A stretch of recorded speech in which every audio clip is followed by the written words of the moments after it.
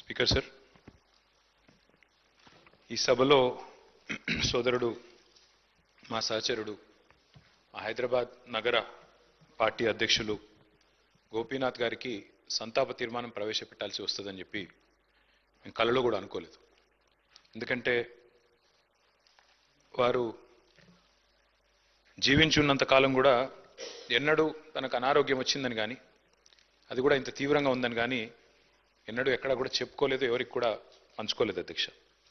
వారు ఆ రకంగా చాలా గుంభనంగా తన వ్యక్తిగతమైన సమస్యలు కానీ వ్యక్తిగతమైన ఆరోగ్యపరమైన విషయాలు కానీ చాలా రహస్యంగా, ఒక రకంగా చెప్పాలంటే చాలా ప్రైవేట్గా వారు మెయింటైన్ చేసినారు అధ్యక్ష. కానీ పబ్లిక్ పరంగా మాత్రం, అంటే ఇందాక ముఖ్యమంత్రి గారు అదేవిధంగా శాసనసభ వ్యవహారాల మంత్రి గారు చెప్పినట్టు హైదరాబాద్ మహానగరంలో జూబ్లీహిల్స్ అంటేనే ఒక సంపన్నులు నివసించే ప్రాంతంగా పేరుంది అధ్యక్ష. కానీ జూబ్లీహిల్స్ నియోజకవర్గం పరిస్థితి చూస్తే దానికి పూర్తి భిన్నం అధ్యక్ష. పేరుకి జూబ్లీహిల్స్ నియోజకవర్గం, కానీ అక్కడ ఉండేది మొత్తం కూడా పేద ప్రజలు. ఎందుకంటే పేరుకి జూబ్లీహిల్స్ నియోజకవర్గం అయినప్పటికీ అక్కడ ఉండేది బోరబండ, రేమత్ నగరు, షేక్పేట, ఎర్రగడ్డ, వెంగళరావు నగరు, ఈ రకంగా మొత్తంగా ఒక బస్తీలు, స్లమ్స్తో కూడిన ఏరియా అధ్యక్ష. హైదరాబాద్లోని హైదర్గూడలో 1963లో ఇక్కడే హైదరాబాద్ మహానగరంలోనే గోపీనాథ్ గారు జన్మించినారు అధ్యక్ష.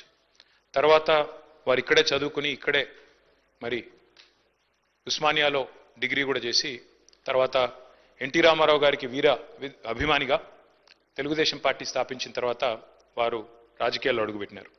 నాకు బాగా గుర్తుంది అధ్యక్ష, మేము చిన్నప్పుడు మన ఎమ్మెల్యేలకు ఇచ్చిన క్వార్టర్స్ ఏవైతే ఉన్నాయో బషీర్బాగ్లో, అక్కడ మా కుటుంబం అంతా ఉండేది.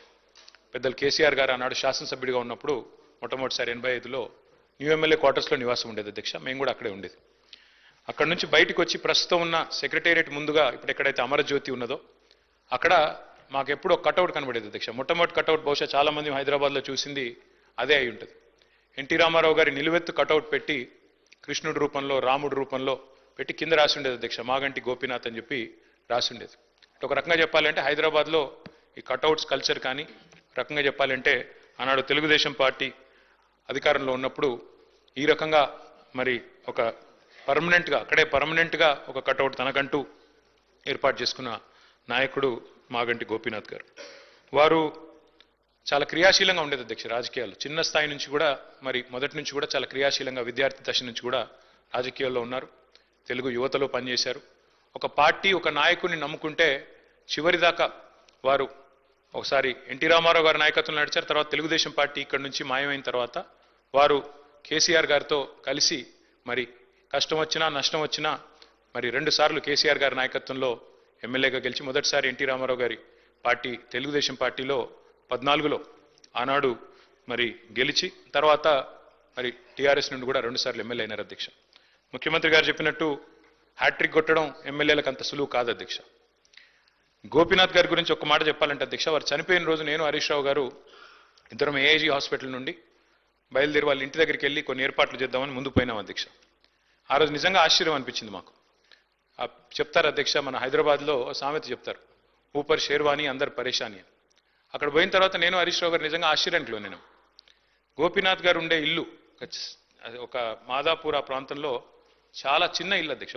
నాకు తెలిసి 250-300 గజాలు కూడా ఉంటుందో ఉండదో, చాలా చిన్న ఇల్లు. ఎన్నడూ కూడా గోపీనాథ్ గారు మాకు తను ఎప్పుడు కనబడ్డా, ఇందాక మరి ప్రభుత్వం నుంచి చెప్పినట్టు ఎప్పుడు కూడా చాలా గుంభనంగా, చాలా ఎప్పుడు కూడా ఎక్కడ కూడా తనకేమైనా ఇబ్బంది ఉన్నా చెప్పేవాడు కాదు అధ్యక్ష. అక్కడ పోయిన చూసిన తర్వాత వాళ్ళ 3 పిల్లలు, అక్షర, దిశిర, వాత్సల్య, 3 పిల్లలు అధ్యక్ష. ఇంకా చిన్న పిల్లలు 20, 21, 22 ఏళ్ళు ఉంటాయి. ఎవరు కూడా ఇంకా పెళ్ళి అవ్వలేదు, సెటిల్ అవ్వలేదు. వాళ్ళని చూసి బాధపడ్డాం. తర్వాత ఇల్లు చూసి కూడా బాధపడ్డాం, ఇట్లా ఉన్నారా ఈయన ఇన్ని రోజుల్లోనే. ఎందుకంటే ఎప్పుడు ఏ ఫంక్షన్ వచ్చినా బాగా లావిష్గా ఖర్చు పెట్టేటోడు అధ్యక్ష. ఊపర్ షేర్వాణి అందరు పరేషాన్ ఎందుకన్నా అంటే ఎక్కడ కూడా ఏంటంటే తెలియనియలే మాకు ఈ కష్టం ఉందని కానీ ఇంకోటని కానీ. తెలంగాణ ప్రభుత్వం అన్నాడు బతుకమ్మ చీరలు అనే కార్యక్రమం మనం 2016-17లో ప్రారంభించినాం అధ్యక్ష. కానీ అంతకంటే ముందే గోపీనాథ్ గారు తన కాన్స్టిట్యున్సీలో బతుకమ్మకి చీర పెట్టే ఒక సంస్కృతిని కూడా తీసుకొచ్చింది గోపీనాథ్ గారు అధ్యక్ష. మనందరం గోపీనాథ్ అని ఇక్కడ పిలుస్తాం కానీ ఆయన మొత్తం కాన్స్టిట్యున్సీలో మాత్రం గోపన్నగానే పిలుచుకుంటారు. ఎక్కడ పోయినా, ఏ డివిజన్ పోయినా గోపన్న అని మాట్లాడతారు. ప్రజల్లో నిత్యం మమేకమయ్యే వ్యక్తి అధ్యక్ష. ఒక చిన్న ఎగ్జాంపుల్ నేను మీకు చెప్తాను. రేమత్ నగర్ డివిజన్లో ఎస్పీఆర్ కాలనీ అనుకుంటా, ఎస్పీఆర్ హిల్స్ ఏదో ఉంటుంది అధ్యక్ష అక్కడ పేరు. అక్కడ ఒక 5 ఎకరాల స్థలం ఉండేది అధ్యక్ష, ఒక క్వారీ ఉండేది. ఆ క్వారీ మొత్తం అయిపోయింది, దాని క్వారీ అంతా కూడా ఎక్స్కవేషన్ అయిపోయింది. అక్కడ కబ్జా పెట్టడానికి చుట్టూ బస్తీలు అవి ఉన్నాయి, అక్కడ కొంతమంది కబ్జా పెట్టడానికి ప్రయత్నం చేస్తూ ఉన్నారు లోకల్ వాళ్ళు కొంతమంది. ఎవరు గోపీనాథ్ గారు పట్టుబట్టి ఆనాడు ప్రభుత్వంలో ఉన్న మా అందరిని కూడా తీసుకెళ్లి ఆ ప్లేస్ చూపెట్టి అక్కడ ఒక మంచి పిల్లలు ఆడుకునే ఒక గ్రౌండ్, అదేవిధంగా అక్కడ కమ్యూనిటీ అంతా గ్యాదర్ అయ్యి చేసుకునే కార్యక్రమాలు చేయాలని చెప్పి పట్టుబట్టి దాన్ని ఒక గ్రౌండ్గా తీర్చిదిద్ది అక్కడ బతుకమ్మ వేడుకలు కానీ, అట్లాగే రంజాన్ అప్పుడు అక్కడ కార్యక్రమాలు చేయడమే కానీ, క్రిస్మస్ వేడుకలు చేయడం కానీ, ఇవన్నీ కూడా చాలా జాగ్రత్తగా చేసేటాడు అధ్యక్ష. దాంతోపాటు అధ్యక్ష వారు మరి బతికినంత కాలం ఒక మాస్ లీడర్గా ప్రజల మధ్యనే ఉంటూ ఎప్పటికప్పుడు డైనమిక్గా తిరుగుతూ అర్ధరాత్రి సమస్య వచ్చినా అపరాత్రి సమస్య వచ్చినా అధికారులను వెంటనే సంప్రదించి పనులు చేసి పెట్టే ఒక మంచి మనస్తత్వం ఉన్న నాయకుడు అధ్యక్ష. మరి గోపీనాథ్ గారి మరణం, ఎందుకంటే మా నగర పార్టీ అధ్యక్షుడు కూడా వారు, దాంతోపాటు కేసీఆర్ గారికి మరి నమ్మిన విధేయుడిగా ఎన్ని ఒత్తిళ్లు వచ్చినా మరి ఒక నమ్మిన విధేయుడిగా మరి పార్టీలో 2 సార్లు గెలిచిన తర్వాత అదే పద్ధతుల్లో కొనసాగారు అధ్యక్ష. వారి మరణం మా పార్టీకి, అట్లాగే వారి కుటుంబం, వారి శ్రీమతి సునీత గారికి, అట్లాగే వారి పిల్లలకి, వారి తల్లి గారికి, వారి కుటుంబ సభ్యులందరికీ, వారి బ్రదర్కి అందరికీ కూడా తీరని లోటు అధ్యక్ష. దాంతోపాటు జూబ్లీహిల్స్ నియోజకవర్గంలో తనదైన చిరస్మరణీయమైన ముద్ర ఏదైతే గోపీనాథ్ గారు వేసుకున్నారో తప్పకుండా ఆ నియోజకవర్గానికి కూడా ఇది తీరని లోటు. ఈ దుఃఖ సమయంలో వారి కుటుంబం తరపున మా పార్టీ పూర్తి స్థాయిలో అండగా ఉంటుంది అధ్యక్ష.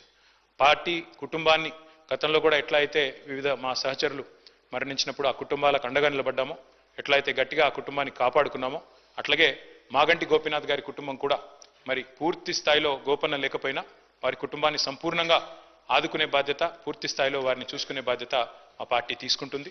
మరి ఈరోజు శాసనసభలో వారి సంతాప తీర్మానంలో ప్రసంగించే అవకాశం రావడం విషయంలో బాధను వ్యక్తం చేస్తూ ఈ శోకాతప్త సమయంలో వారి కుటుంబానికి, అదేవిధంగా వారి అభిమానులకి, అదేవిధంగా కార్యకర్తలకు కూడా వారికి మనోధైర్యం భగవంతుడు ప్రసాదించాలని కోరుకుంటూ తమరికి ధన్యవాదాలు. I request Minister for Agriculture